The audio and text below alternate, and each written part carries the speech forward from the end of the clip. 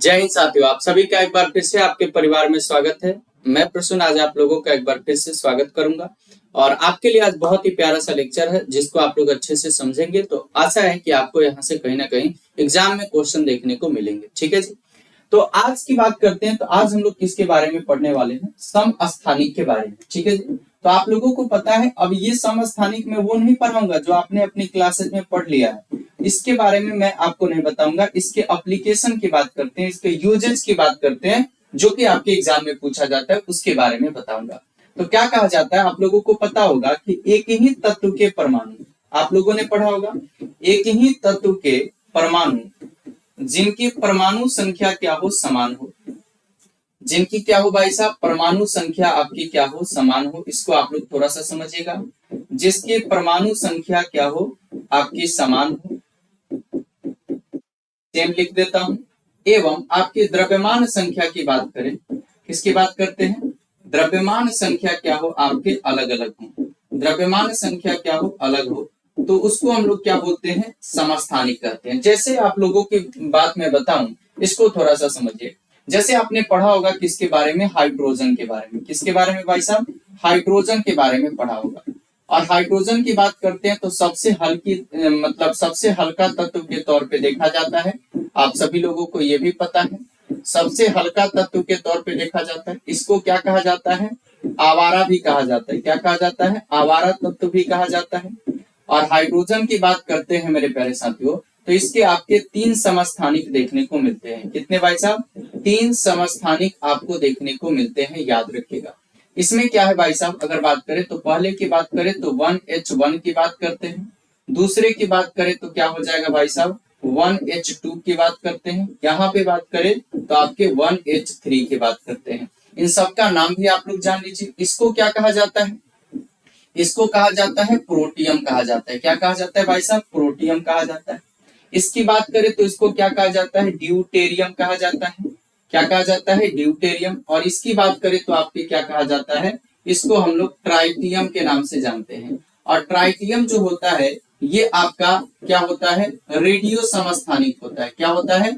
Radio समस्थानिक होता है। इसको आप लोग अच्छे तरीके से याद रख लेंगे। ठीक है जी। और इसका क्या स्पेशलिटी है, आपको भी पता है कि ये आपका क्या करता है, यहीं से आपका भारी जल की बात करते हैं। और भारी जल का फॉर्मूला जान लीजिए, क्या होता है? D2O की बात करें, ड्यूटेरियम ऑक्साइड की बात करते हैं। तो मैंने क्या बताया, जैसे आप लोगों ने पढ़ा होगा कि कोई लिख देता है यहाँ पे कि सर मान लीजिए यहाँ पे क्या है? क्लोरीन है। क्या है भाई साहब? यहाँ पे मान लीजिए कि आपका क्लोरीन है।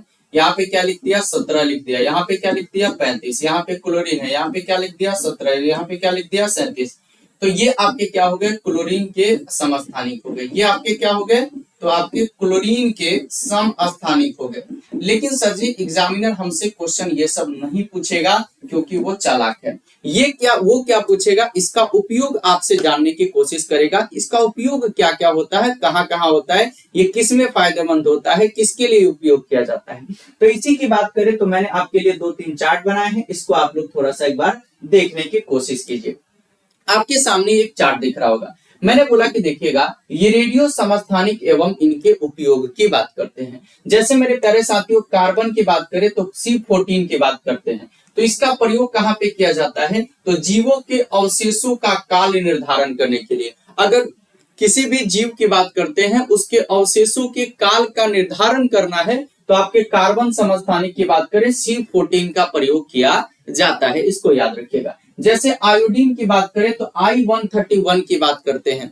तो I131 की बात करें मेरे प्यारे साथियों, तो इसके बारे में आप लोगों को क्या याद रखना है कि ये ब्रेन ट्यूमर की चिकित्सा में इसका प्रयोग किया जाता है या थायराइड कैंसर के चिकित्सा में इसका यूज किया जाता है। तो अगर आपसे कोई क्वेश्चन पूछे कि आयोडीन के समस्थानिकों के प्रयोग के बारे में बात करें तो ब्रेन ट्यूमर की चिकित्सा में इसका प्रयोग और थायराइड कैंसर की चिकित्सा में इसका प्रयोग किया जाता है।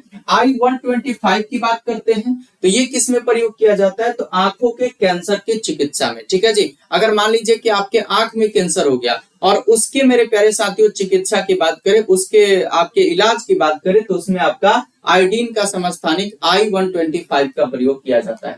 जब FC की बात करते हैं, 59 की बात करें, ठीक है जी, तो इसका प्रयोग किसमें किया जाएगा? तो ट्यूमर चिकित्सा की बात करने बोलते हैं कि इसको ट्यूमर हो गया है, तो ब्रेन ट्यूमर हो गया, बहुत सारे टाइप्स होते हैं इसके, तो ट्यूमर चिकित्सा और एनीमिया का कारण जानने के लिए, और एनीमिया के बारे में आप लोगों को पता है, ठीक है जी, लोहे की कमी से आपको कौन सा रोग हो जाएगा, इसमें एनीमिया की बात करते हैं, इसको आप लोग अच्छे तरीके से याद रखिएगा, ठीक है जी।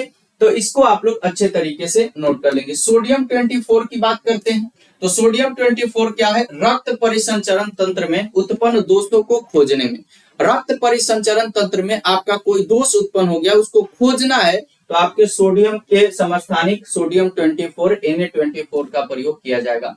अगर मेरे प्यारे साथियों, अगर बात करते हैं, किसकी बात करते हैं, अगर बात करें आपका यहाँ पे गोल्ड की बात करें, गोल्ड 199, इरिडियम की बात करें IR 192, कोबाल्ट की बात करें 60, तो इन सब का प्रयोग किसमें किया जाता है, तो विभिन्न कैंसर के उपचारों में। कैंसर के अलग अलग आपके क्या होते हैं, टाइप्स होते हैं, उन सभी में मेरे प्यारे साथियों कहीं ना कहीं आपके गोल्ड की बात करते हैं। अगर आपके इरिडियम की बात करें और कोबाल्ट के समस्थानिक का प्रयोग किया जाता है, तो कोबाल्ट 60, IR 192 की बात करें और अर्रम 199 की बात करें, इसका प्रयोग विभिन्न कैंसर के उपचारों में आपका किया जाता है। अब अगर बात करें, अगर आपसे कोई क्वेश्चन पूछे इन सब से रिलेटेड, तो मुझे नहीं लगता है कि आप फंसेंगे। जैसे मैंने मान लिया तुमसे पूछ दिया I-131 की बात करें, तो तुम्हारे दिमाग में जाना चाहिए ब्रेन ट्यूमर की चिकित्सा में, थायराइड कैंसर की चिकित्सा में। I-125 की बात करें तो आंखों के कैंसर की बात करते हैं। FC59 तो ट्यूमर चिकित्सा और एनीमिया का कारण जानने में इसका प्रयोग किया जाता है।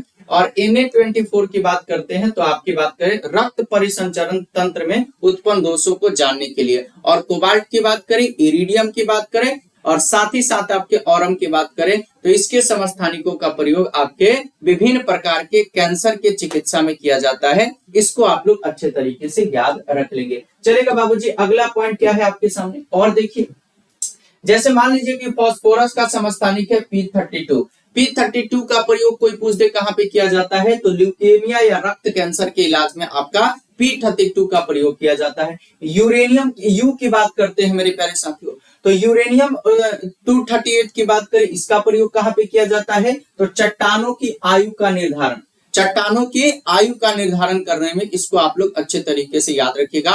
तो यूरेनियम 238 की बात करें तो चट्टानों के आयु का निर्धारण करने में, फास्फोरस 32 बात करें तो ल्यूकेमिया या रक्त कैंसर के इलाज में। फिर आपकी Cu की बात करते हैं यानी कि कॉपर की बात करें, इस 62 तो ग्लूकोज उपापचय का पता लगाने के लिए, तो ग्लूकोज उपापचय का पता लगाने के लिए किसका प्रयोग किया जाता है, तो कॉपर 62 का। Fe की बात करें यानी कि आयरन की बात कर रहे हैं 59, तो एनीमिया के रोग का पता लगाने के लिए, किसके लिए भाई साहब, एनीमिया के रोग का पता लगाने के लिए। यहाँ पे गैलियम 68 की बात करें तो ट्यूमर की स्थिति का ज्ञान लेने के लिए, कि अगर आपके शरीर में ट्यूमर बना है कि नहीं बना है, इसकी जानकारी लेने के लिए, इसका ज्ञान प्राप्त करने के लिए आपके गैलियम के समस्थानिक गैलियम 68 का प्रयोग किया जाता है। एस की बात करें मेरे प्यारे साथियों तो ब्रेन ट्यूमर की स्थिति का ज्ञान लेने के लिए इसका प्रयोग किया जाता है, इसको आप लोग याद रखिएगा। मायोकार्डियल रक्त बहाव की बात करें तो इसमें किसका प्रयोग किया जाता है, रूबिडियम 82 की बात करें। सोडियम 24 की बात करें तो रक्त के थक्का का पता लगाने में, तो रक्त के थक्का का पता लगाने में सोडियम 24। मायोकार्डियल रक्त बहाव की बात करते हैं तो आपके Rb 82, और आर्सेनिक की बात करें, एस की बात करें, इसको आप लोग याद रखिएगा। इसकी बात करें तो ब्रेन ट्यूमर की स्थिति का ज्ञान प्राप्त करने के लिए इसका प्रयोग कहीं ना कहीं आपका किया जाता है, इसको आप लोग अच्छे से याद रखिएगा। तो ये आपके कुछ बातें थी समस्थानिक से रिलेटेड और उनके आपके जनरल यूजेस थे, जिसको मैंने बताने का प्रयास किया है। बाकी आप लोगों को ये सेशन कैसा लगा आप लोग जरूर बताइए, और आप लोगों से ये रिक्वेस्ट है कि कहीं भी अगर आपको डाउट हो तो कमेंट बॉक्स में अपना डाउट जरूर लिखिएगा। फिर मिलेंगे कल, तब तक के लिए आप सभी साथियों का बहुत बहुत धन्यवाद। Thank you so much. जय हिंद साथियों।